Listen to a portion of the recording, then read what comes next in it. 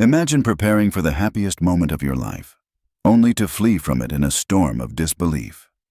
Now imagine, 25 years later, it comes knocking at your door, wearing your eyes. Take a breath and walk with me into the beginning of the story.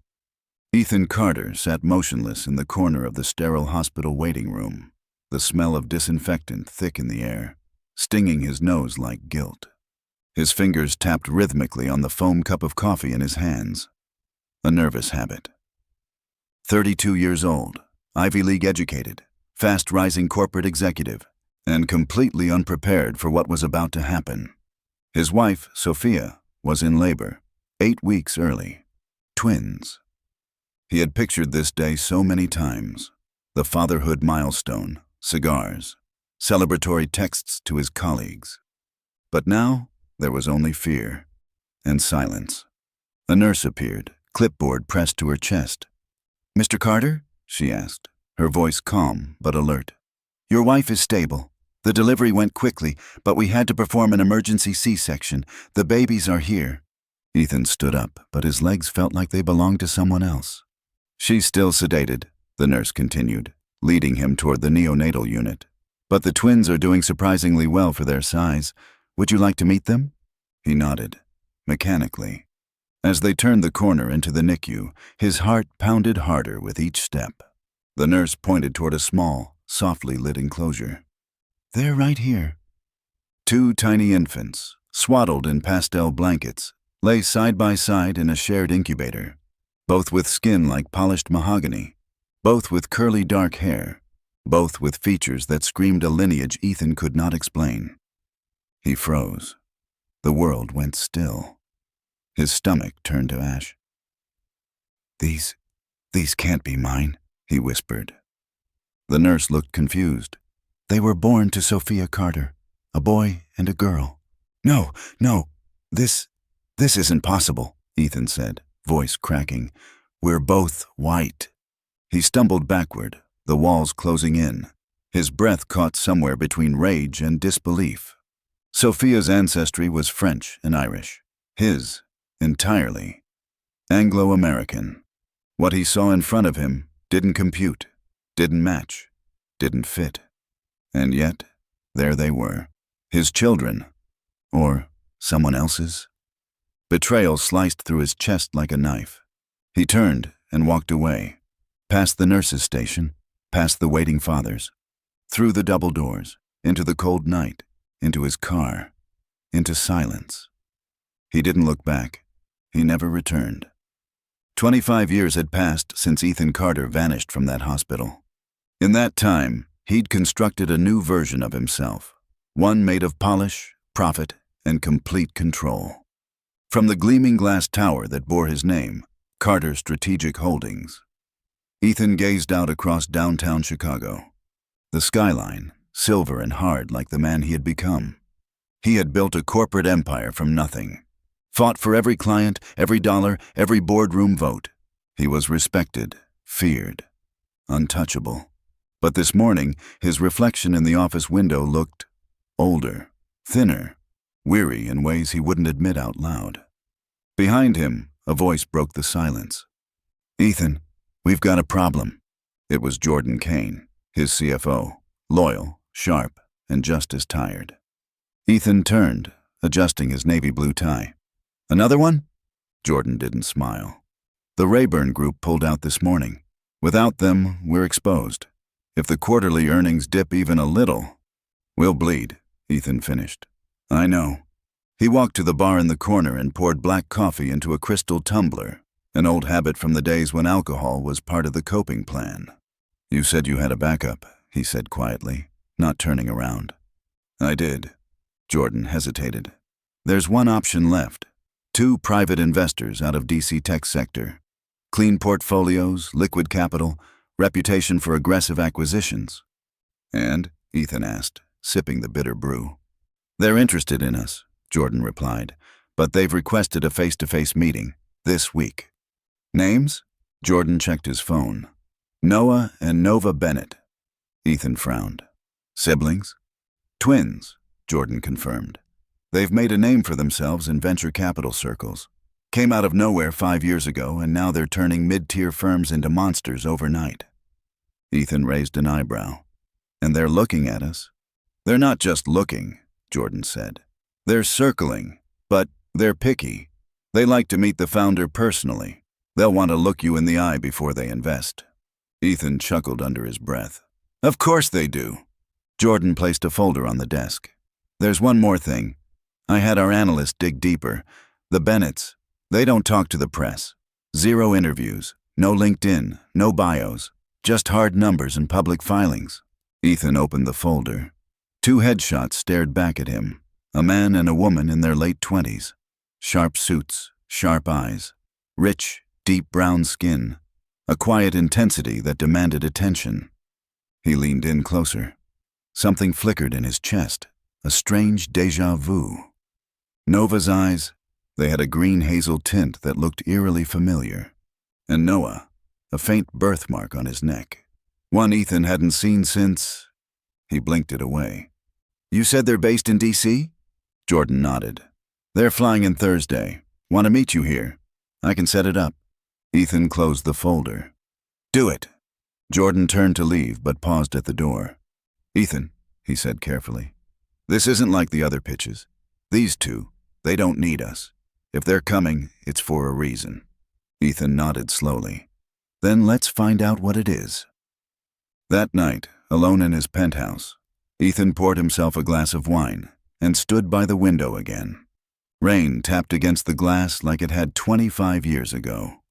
He had buried that night, or tried to.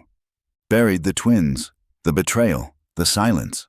He told everyone the marriage had ended amicably, that they were young and incompatible. No one ever questioned him, not to his face.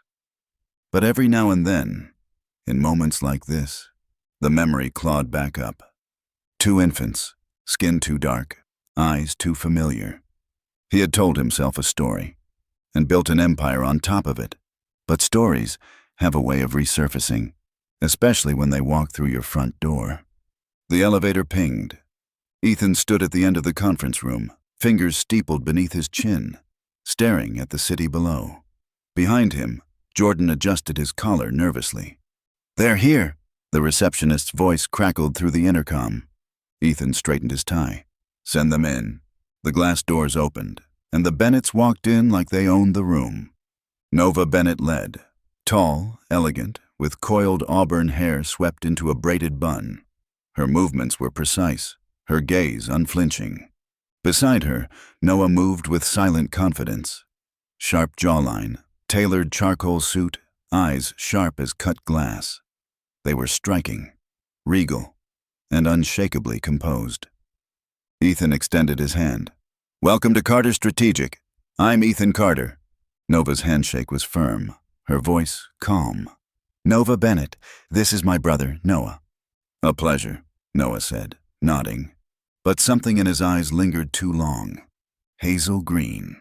Ethan blinked. Please, sit, he gestured. They took their seats across the sleek obsidian conference table. Jordan slipped to the side, quietly observing. Ethan opened the pitch casually. I've looked into your work. Impressive. You've scaled 3 firms in under 5 years. We prefer precision, Nova said, not chaos. We invest in leadership, not just numbers. Ethan smiled. I like that. We've also reviewed your operations, Noah added. Carter Strategic is fractured, not beyond repair, but vulnerable. Ethan raised a brow. Blunt. I like that too. Noah's lips twitched. No time for courtesies in business. Nova slid a portfolio across the table. Our proposal, a phased capital injection for 51% control. Ethan opened it. The numbers were aggressive, but clean. The valuation was sharp. Too sharp. You're offering over market value, he said, eyes narrowing. We believe in potential, Nova replied. Or, Ethan said slowly, you believe in something else. A pause. Noah leaned forward slightly. What do you mean? Ethan tilted his head. You're young. You don't usually invest in legacy firms. Why mine? Another pause, measured, intentional. Then Nova closed her folder and said calmly, Because this company was built on a lie. Silence. Jordan shifted uncomfortably. Ethan laughed once, a hollow, brittle sound. Excuse me?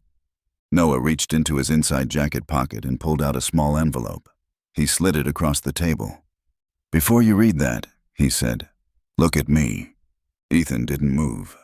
Noah unbuttoned his cuff and rolled up his sleeve, revealing a faint crescent-shaped birthmark on his forearm.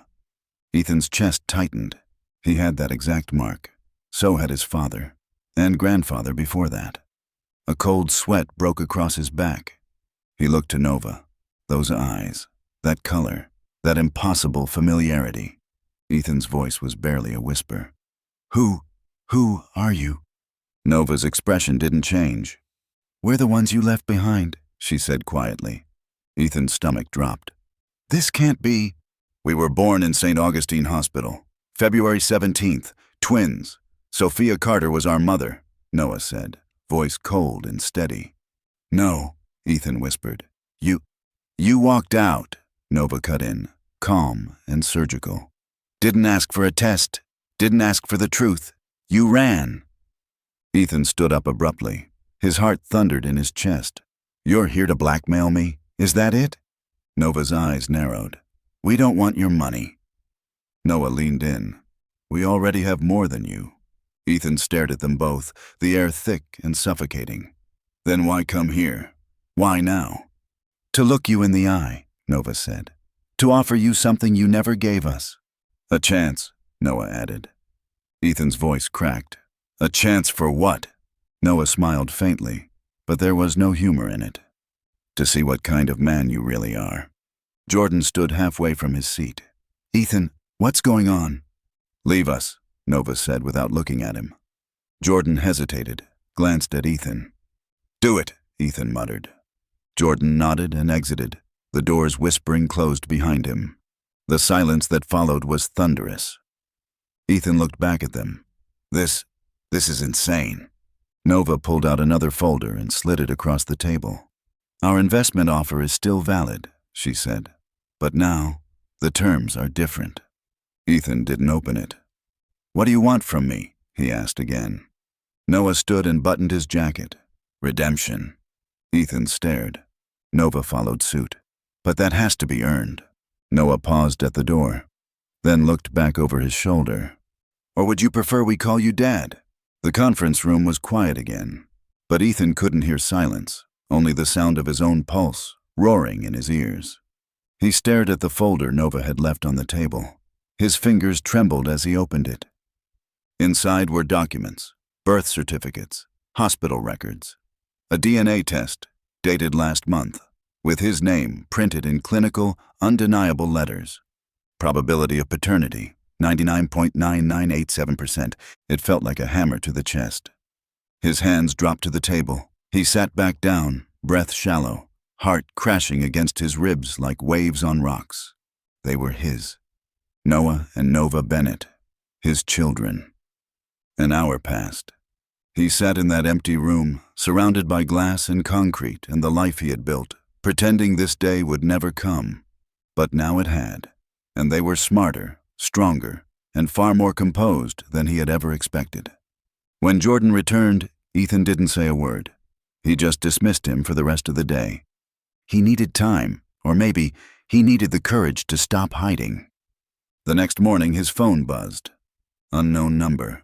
Text message. Dinner, 7 p.m. River and Ash. Private table. Come alone. He stared at it for a long time before replying. Response. I'll be there. River and Ash was one of the city's most elegant restaurants. Floor-to-ceiling windows facing the lake. Soft jazz drifting through dim candlelight. Ethan arrived 15 minutes early. His hands hadn't stopped shaking since he got dressed. He ordered a scotch and sat at the reserved booth near the back. At exactly 7:01, they entered. Nova in a navy blue dress, minimal makeup, purposeful posture. Noah in a slate gray suit, no tie, sleeves rolled. Sharp, serious, guarded. They sat down without a word. Ethan cleared his throat. I wasn't sure you'd show. We weren't sure you'd come alone, Noah replied. The waiter approached. They ordered 3 waters, 2 entrees, no small talk. Finally, Nova folded her hands in front of her. "We didn't come to destroy you," she said. "If we wanted that, we would have gone to the media. We came because we want to know who you are." "And why?" Noah added. Ethan swallowed hard. "I don't know where to start." "Start with the truth," Nova said. He paused, looked down at his glass, then met their eyes. "When I saw you that day, in the hospital, I panicked. I was convinced Sophia had cheated. I thought—" "Because we were black?" Noah asked flatly. Ethan's face flushed. "Yes." Nova didn't blink. "Did you ever consider asking her, or even learning about genetics? About recessive traits?" "I didn't want to," Ethan admitted. "I was too angry, too humiliated." "So you ran," Nova said. He nodded. "I ran. I told myself it was better that way, that you were better off without someone who doubted you from the start." "You told yourself that," Noah echoed. "But we never got to tell you anything." Ethan looked at them both. "I'm not proud of who I was. I've spent 25 years convincing myself I did the right thing by disappearing. But the truth is, I just wasn't strong enough."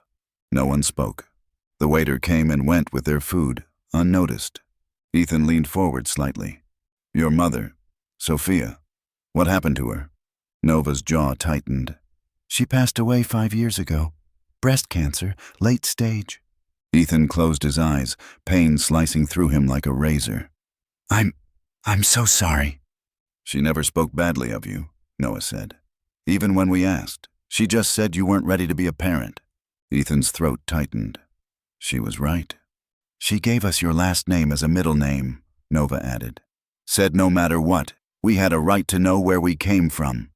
He blinked rapidly. "I didn't know that." "We found you when we were 17, Noah said. "You weren't hard to find. Your face was in Forbes, Fast Company, even a TED Talk." "Then why wait until now?" Ethan asked. Nova answered. "Because we weren't ready. We needed to become something first, not just your abandoned children, but your equals." "We wanted to look you in the eye from the same level," Noah added. Ethan looked down. "You did more than that." They ate in silence for a while, the awkwardness between strangers, but with blood humming underneath. Finally, Ethan asked, "Why the offer? Why invest in my company at all?" Noah's voice was colder now. "We were considering not to, until our mother got sick." Ethan's brows lifted. "What?" Nova hesitated, then said it clearly. "She didn't just die of cancer. She also developed renal failure. Her doctors said it might have been partially genetic. We both got tested. We're clear. But it made us wonder, who else carries it, and what else haven't we inherited?" Ethan's pulse spiked. "You think I—" Nova pulled out another envelope. "Medical history. We want to know if you're a match." Ethan stared. "You want me to—" Get tested," Noah said. "That's all. For now." "And if I'm not?" Ethan asked quietly. "Then we'll deal with that too," Nova replied. Ethan's jaw clenched. "Why even give me this chance, after what I did?" Nova's voice dropped. "Because for all your flaws, you're the only connection we have to our mother's past, and because we're not here to destroy people. We're here to understand them." Ethan sat back, overwhelmed. After a long pause, he finally said, "I'll do it. I'll get tested tomorrow." Nova nodded once. "That's all we ask, for now." As they rose to leave, Ethan stood too. "Thank you," he said, "for not closing the door." Nova didn't smile, but she did pause. "Doors aren't always open forever," she said. Then they were gone. 2 shadows walking into the city night, leaving Ethan at the table with a check, a racing heart, and a life that no longer fit him. 6. Medical and moral dilemma. Will he donate? The fluorescent lights in the hospital waiting room buzzed overhead, sterile and unforgiving. Ethan sat in the corner seat, gripping a clipboard. The medical history form blurred before him, words running together in a fog of shame and nerves. Across from him, Nova scrolled silently on her phone. Noah stood by the window, arms crossed, eyes fixed on nothing. No one spoke. Finally, a nurse in pale blue scrubs stepped into the room. Mr. Carter? Ethan stood. That's me. She smiled faintly. We're ready for you, just down this hallway, second door on the left. He nodded and followed, footsteps echoing in sterile rhythm. The blood draw was quick. The questioning? Not so much. The nurse reviewed his history. Heart murmurs in the family, elevated cholesterol, a distant uncle with early-onset dementia. Ethan recited it all like an apology. Do you know of any history of renal disease in your immediate lineage? The nurse asked. Ethan hesitated. My father died young. Stroke. My grandfather had kidney issues late in life, but no one ever connected the dots. She scribbled something on the form. We'll know more after the labs. Ethan tried to smile. Good news or bad? The nurse looked up. Just truth, Mr. Carter. That's all we ever get. After the tests, Ethan drove home in silence. His condo tower gleamed as usual. Cold, perfect, empty. Inside, Elena was waiting. His wife of 11 years. Blonde, lean, calculating. She was sipping green tea in her reading chair, tablet in her lap. You're late, she said without looking up. I had a meeting, Ethan replied, loosening his tie. With who? Some people from my past, he said. She set the tablet down. You're being vague. I saw my children, he said flatly. The silence hit like thunder. What children? She asked slowly, like the words were foreign. The twins, Ethan said, removing his jacket. From before you, from Sophia. Elena stood. You said there were no children, that it was a mistake. It was, but it wasn't theirs. Her eyes darkened. Why now? They came to me, he said. They know everything. Elena folded her arms. Do they want money? No. What then? They want me to be tested. The woman who raised them is dying, needs a kidney. Elena stared at him. And you said yes? I said I'd get tested, he replied. It's the least I could do. Elena shook her head. You're going to risk your life for a woman who isn't your wife, and children who didn't grow up calling you dad? They're still mine, Ethan said quietly. And she's the only reason they survived me. You owe me something too, Elena snapped. You lied. For years. I lied to myself more than I ever lied to you, he said. I'm sorry. She stepped back. And what if you're a match? What then? Then I'll donate. Silence. You're choosing them over me, she said coldly. No, Ethan said, his voice low. I'm choosing to be someone they don't have to heal from anymore. She stared at him for a long, burning moment. Then she picked up her tablet, her coat, and walked out the door. She didn't slam it. She didn't need to. 3 days passed. On the 4th morning, the call came. Ethan was seated in his office, the city humming quietly beneath his windows. Mr. Carter, the doctor said, the results are in. And? Ethan asked. Well, you are in fact a biological match to both Noah and Nova. DNA confirms paternity with near certainty. Ethan closed his eyes. You're also a blood type match for the donor candidate, Vanessa Lee? He let out a shaky breath. That's good. It is, the doctor said. But there's something else. Ethan's eyes snapped open. What? Your kidney function levels are concerning. You're not in renal failure, but you're showing early-stage markers. We'd have to run more scans, but I might not be eligible to donate, Ethan finished. Exactly. It's possible. We're sending you to a nephrologist for further evaluation. Do the twins know yet? No, but I recommend you tell them soon. That evening, Ethan returned to the brownstone. Nova answered the door. Noah stood in the hallway. I have answers, Ethan said. They sat in the living room. Ethan took a breath. It's confirmed. I'm your father. Nova didn't flinch. Noah nodded once, solemn. And? Nova asked. I'm also a blood type match for Vanessa, Ethan continued.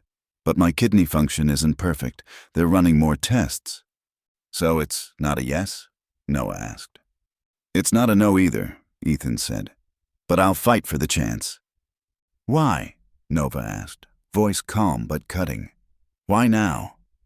Ethan looked at her, not with guilt, not with pride, just truth. Because this time, I'm not walking away. 7. Twist, Ethan can't donate. The nephrologist's office smelled like lemon disinfectant and old air. Ethan sat on the examination table, still in his business suit. His tie hung loose, his hands clenched tightly in his lap. Dr. Samira Chowdhury sat across from him, her face professional, but not cold. I appreciate you coming in so quickly, she said. Cut to it, Ethan murmured.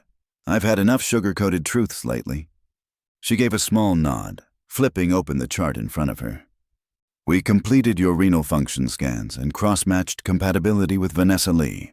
The good news is, yes, your blood type is compatible, and structurally, your kidney is viable. He leaned forward. Then what's the catch? She took a deep breath. Your glomerular filtration rate is low for your age. You have protein leakage, which means your kidneys are under strain, likely early-stage chronic kidney disease. Ethan's chest sank. I can't donate. Dr. Chowdhury hesitated. If you were younger and healthier, maybe. But right now, surgery would accelerate your condition. You'd likely require dialysis within a few years. He closed his eyes. But there must be something, he said, barely a whisper. She looked him in the eyes. There may be experimental methods. There's one protocol we could explore, but it's risky, and it's not guaranteed. What kind of risk? Blood loss, potential permanent kidney damage. If the operation fails, you could lose both your kidneys. Ethan's voice cracked. So I could die trying? She didn't answer. That was answer enough. He walked out of the hospital numb. Chicago's cold wind slapped his face, but he didn't feel it. His thoughts raced. Images of Vanessa, frail, smiling, twisted into visions of her funeral, of Nova and Noah watching another parent fade away, all while he still had a body that could have saved her, if it were just a little stronger, or a little younger. That evening he returned to the brownstone. He didn't knock, he just stood there. Noah opened the door. You're early. I needed to talk, Ethan said. Inside, Nova sat by the fireplace with a blanket around her shoulders. Vanessa was napping in the back bedroom. Ethan sat. I'm not a candidate, he said. The words dropped like stones. Noah's expression didn't change, but something in his posture stiffened. A wall going back up. I have early kidney disease, Ethan continued. Doctor said it may be genetic. Nova looked up. So, we're at risk? You're not showing any signs, Ethan said quickly. But it might be worth checking again, for both of you. Nova nodded slowly, processing. And the surgery? They said it's too dangerous. But there's a clinical option, experimental, high risk. It could damage both kidneys. Would you survive it? Noah asked flatly. Ethan didn't flinch. I don't know. Silence. Then Nova leaned forward. Why are you telling us this? Because I want you to know I'm not backing out, Ethan said. I'm scared, yes, but I'm also done being the man who runs from hard things. Noah looked at him sharply. So you'll go through with it? If I'm approved for the trial, yes, Ethan said. I'll sign whatever waiver I have to. I'll risk it. Nova didn't speak for a long time. Then she said softly, You didn't just leave us once, you know. He looked at her. You left every time you chose silence over searching, she said. Every birthday, every graduation, every year Mom fought cancer. Ethan nodded, eyes glassy. I know. Then why now? Noah demanded. Why try to save Vanessa when you wouldn't even save your own marriage to our mother? Ethan's voice trembled. Because it's the first time I've been asked to do something right, and I won't walk away from that again. Vanessa appeared in the hallway, leaning on the frame. I was awake, she said. I heard it all. They turned to her. She walked slowly to the couch, lowering herself with Noah's help. You don't have to die for me, Ethan. He smiled faintly. Maybe not, but maybe I have to try. For myself. Vanessa exhaled deeply. I wish Sophia could see you like this. I wish I had earned that chance, Ethan whispered. You still can. Outside, the wind had softened. Inside, something long buried began to breathe. 8. Redemption opportunity. Experimental procedure. The clinical wing at Johns Hopkins was quiet. White walls, polished tile, the scent of antiseptic and sterile purpose. Ethan sat with a pen in hand. Across from him, Dr. Chowdhury laid out the consent form. 3 pages long, single-spaced, filled with terms like risk of renal failure, permanent disability, and fatal complication. You don't have to do this, she said softly. I already walked away once, Ethan replied, signing the final line. This time, I stay. She didn't try to stop him, just took the paper and stood. We'll schedule the surgery for next week. Prep starts tomorrow. He nodded, rising to shake her hand. You understand the risk? Yes, Ethan said. But this time, the consequences are mine to carry. That night, he told Elena. She didn't scream, didn't beg. She simply packed. I didn't marry a martyr, she said, folding a blouse into her suitcase. I'm not trying to be one. You're risking your life for people you didn't raise, for a woman who isn't your wife, for a woman who raised my children when I didn't. She stopped and looked at him. You've spent years building a kingdom, Ethan, and you're throwing it away for ghosts. They're not ghosts anymore, he said quietly. They're breathing, hurting, living. And what am I? He didn't answer. She zipped the bag. You chose. I'm just making it easier for you to live with it. The divorce papers arrived a week later, quietly. No lawyers, no fighting. Ethan signed without hesitation. He had already lost more valuable things in silence. 3 days before surgery, he met Nova and Noah again, this time at a quiet bench overlooking the lake. He handed them a folder. What's this? Noah asked. Ownership papers, Ethan said. I'm transferring 40% of Carter Strategic to a charitable trust. You two will be co-directors. Nova blinked. Why would you? I built something worth billions, Ethan said. But not a single piece of it ever felt like it belonged to anyone but me. He looked at them both. I want to build something better. With you, if you'll let me. Noah opened the folder, scanning the legal pages. You don't even know if you'll survive the surgery, he said. Then let that be proof I'm not doing it to impress anyone, Ethan replied. Nova stared at him. The wind tugged at her curls. You've changed, she said. No, Ethan said. I've just started to remember who I should have been. The night before the surgery, he visited Vanessa. She was thinner now, her voice softer, but her eyes were still strong. Are you scared? She asked. Yes, he admitted, but not of dying, of failing. You already died once, she said, when you walked away. This is your resurrection. He smiled faintly. Funny, I was never much for religion. Redemption doesn't require belief, Vanessa said. Just action. She reached out and held his hand. Thank you, she whispered, for staying. The morning of the operation, Ethan stood before a mirror in the hospital's prep room. He removed his watch, his cufflinks, his tie. Piece by piece, he peeled off the armor of the man he used to be. A nurse entered. They're ready for you. Ethan nodded. As he was wheeled down the hallway, he passed Nova and Noah standing just beyond the glass. Nova gave a slight nod. Noah raised a fist to his chest, not in defiance, but in respect. Ethan smiled weakly and closed his eyes. Inside the operating room, machines beeped softly. The surgical team moved with quiet precision. As the anesthetic took hold, Ethan's final thought was not fear. It was her voice, Sophia's, singing lullabies through memory, and the whisper of 2 newborns he once left behind. Now leading him home. 9. Transplant day and emotional closure. The morning sky was gray, flat, still. Inside Johns Hopkins, the transplant wing buzzed quietly with movement. Nurses spoke in hushed tones. Monitors beeped. Lives hovered at the edge of uncertainty. In room 412, Vanessa lay in a hospital gown. her skin pale but her gaze sharp. Noah sat beside her, rubbing her knuckles gently. Nova paced near the window, arms crossed, biting her lip, something she only did when she felt powerless. Dr. Chowdhury entered, clipboard in hand. "We're a go," she said. "Anesthesiologist is prepping Mr. Carter now. Surgery will begin in 40 minutes. Vanessa nodded. "How's he doing?" "Calm," Dr. Chowdhury said. "Focused. He asked to see you before." Nova looked at the doctor. "Is that safe?" 10 minutes, max."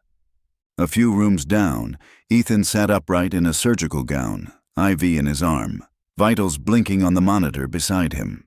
When Vanessa was wheeled in, their eyes met, and something silent passed between them. Not forgiveness. Something older, sadder, stronger.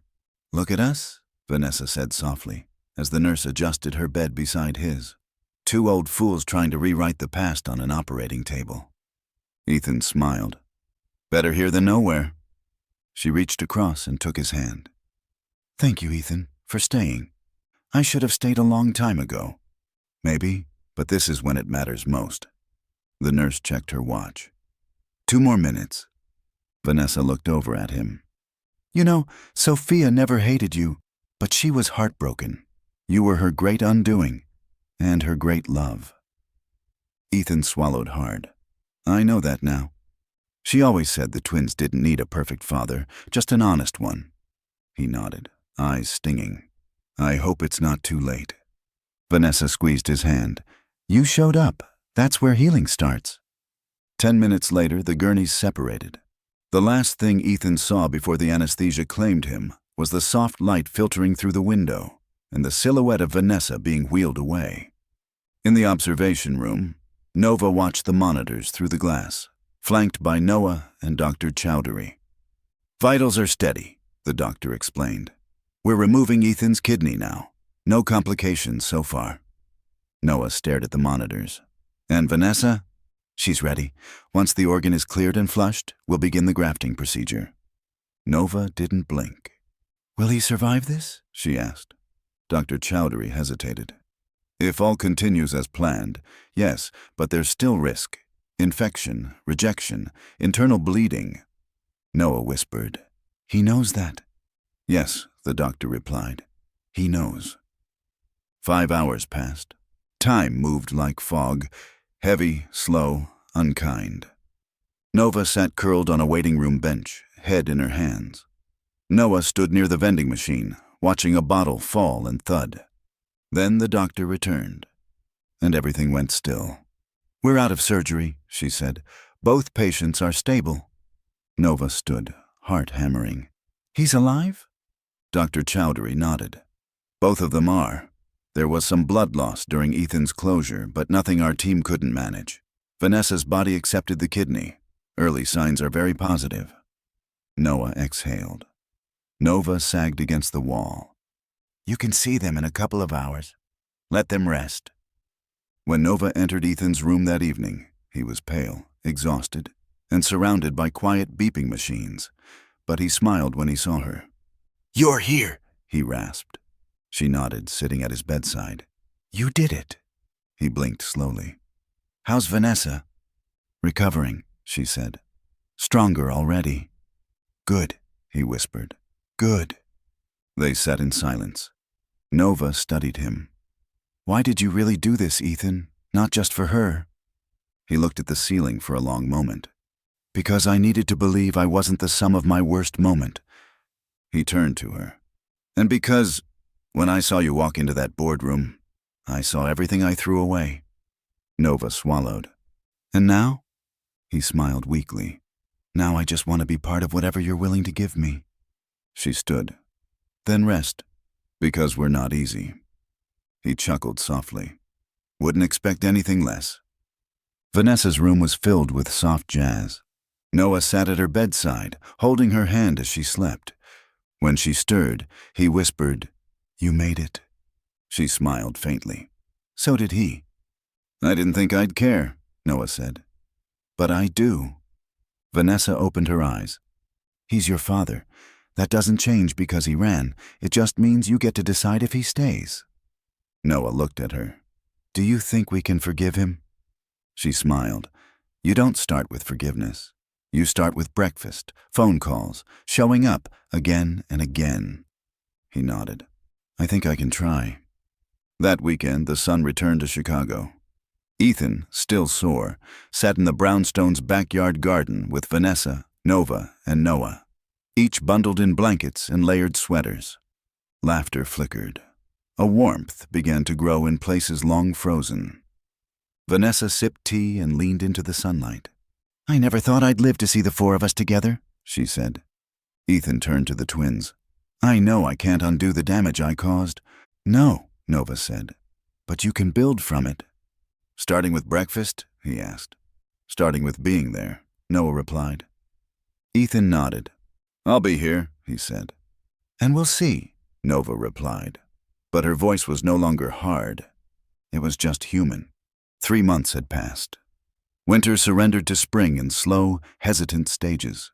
The city thawed, and so did something in the Carter family, if you could call it that yet. Ethan no longer lived in the penthouse. He had sold it quietly, donated most of the proceeds to a pediatric hospital, in Sophia's name. His new place? A quiet, 2-bedroom apartment on the north side, humble, unadorned, close enough to walk to the brownstone if needed, and he did, often. Vanessa's recovery was going well. Her appetite returned, her voice grew louder, and once she even beat Noah in Scrabble. She still moved carefully, like the wrong motion might betray her body, but her laughter was effortless again. Every Sunday, Ethan showed up, not just for tea or a dinner drop-off. He helped repaint the backyard fence, fixed a leaky sink, sat through Noah's long-winded rants about investment ethics, and, miraculously, he didn't run. One morning, Nova came down the stairs to find Ethan folding laundry in the living room. She leaned on the banister and watched him. You know you're not required to do all this, she said. I know, Ethan replied. But I missed everything else. I'd rather not miss this, too. She nodded, then threw a sock at his head.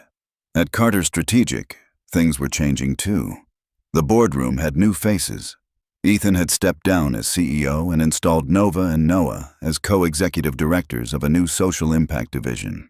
It was their idea, to repurpose part of the company's vast infrastructure for equity-focused urban development, affordable housing, community banking, youth entrepreneurship. We can't undo where the money came from, Nova had told the board, but we can decide where it goes next. And they had. Investors were skeptical at first, then curious, then impressed. Ethan watched all of it unfold from the sidelines, proud, quiet, at peace. One rainy Thursday afternoon, Ethan sat across from Nova at the corner cafe they now visited weekly. She stirred her tea absently. Vanessa's checkup came back clean, no rejection signs. That's great, Ethan said. She looks stronger.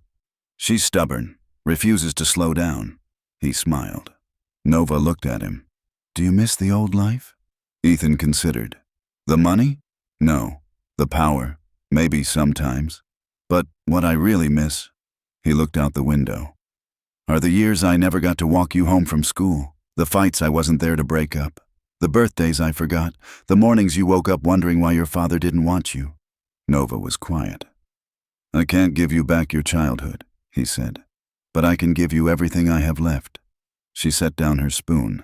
We don't need everything. Ethan looked at her. Just consistency, she said. And truth. He nodded. I can do that. That night, Ethan returned home to his apartment and opened the journal he'd been keeping, a habit he picked up during recovery. On the first page, he had written, Don't waste what you ran from. He flipped to a fresh page and began to write. April 17th. Vanessa smiled today. Said the soup I made was too salty, but ate 2 bowls. Noah called me E-Dad in a text. Might be a joke. Still counts. Nova emailed me late, Subject line. Tomorrow's meeting slides. But the message just said, Thanks. I know better than to ask for more than that. And honestly, I don't need more. Not anymore. 1 year later. Carter Strategic unveiled its first affordable housing project on the South Side. Nova cut the ribbon. Noah gave a speech. Ethan stood in the back row, clapping quietly, proud. Afterward, the twins found him by the exit. "Mom would have liked this," Nova said. "She'd be arguing about the paint color," Noah added. Ethan laughed. "She had taste." "She had fire," Vanessa said, joining them. The four stood together, not quite a portrait of perfect forgiveness, but something real, something strong, something earned. As the sun dipped below the skyline, Ethan looked up and closed his eyes for a moment. The wind carried laughter, music from the speakers, the scent of food trucks and fresh concrete, and something else. Peace. He turned to Nova. "Do you remember the first thing you said to me in that boardroom?" She nodded.